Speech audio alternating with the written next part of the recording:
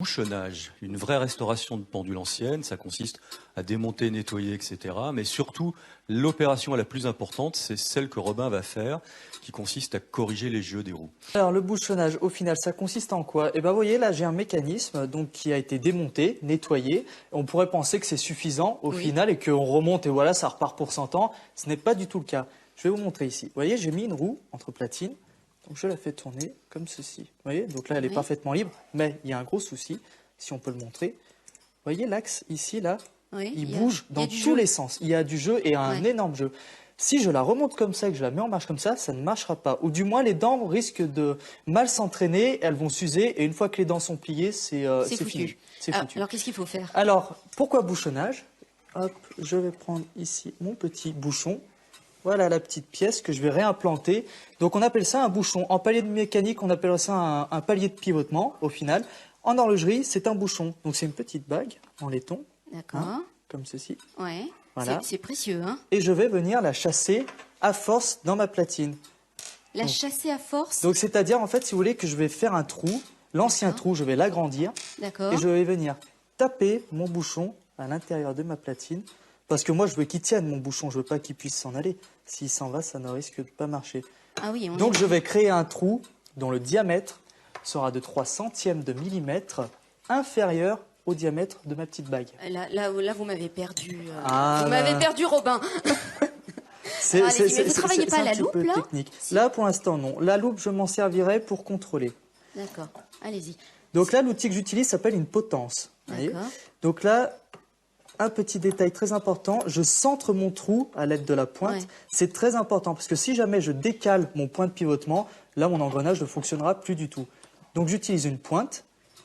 Et ici, avec les morts, je vais venir maintenir ma platine pour vraiment pas qu'elle bouge. Et comme ça, je suis sûr que ma potence va travailler bien au centre du trou. On est dans de la mécanique de précision, François, n'est-ce pas? Oui, on est obligé de toute façon parce que le mode de fonctionnement d'une pendule, c'est du jeu, un petit peu, mais pas trop.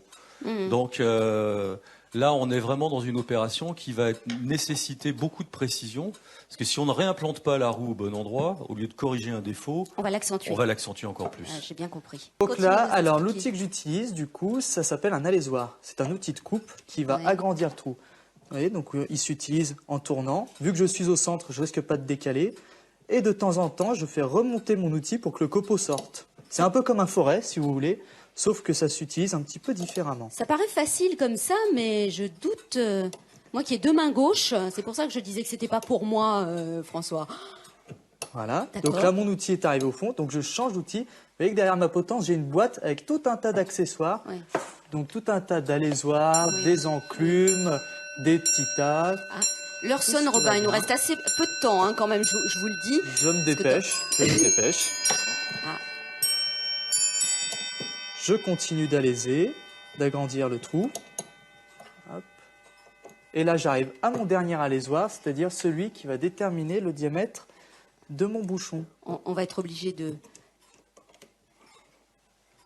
vous garder encore peu de temps. Eh oui, c'est le problème du temps. Hein. Et voilà. Voilà, c'est fait. Voilà, donc là, je viens de finir l'ovalisation de mon trou, qui est maintenant à la bonne taille.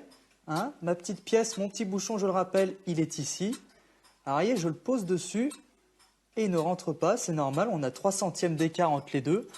Et maintenant, avec mon tasseau, je vais venir... On le fait passer en force. Et voilà, vous voyez, le bouchon est rentré. Je peux défaire ma platine.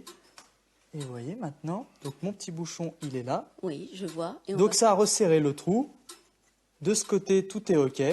Donc maintenant, il faut que je fasse ça pour toutes les roues de cette boîte. Donc, sachant qu'il y a 2 bouchons par roue. Donc là, j'en ai pour un petit moment. On va vous laisser travailler, Robin, alors.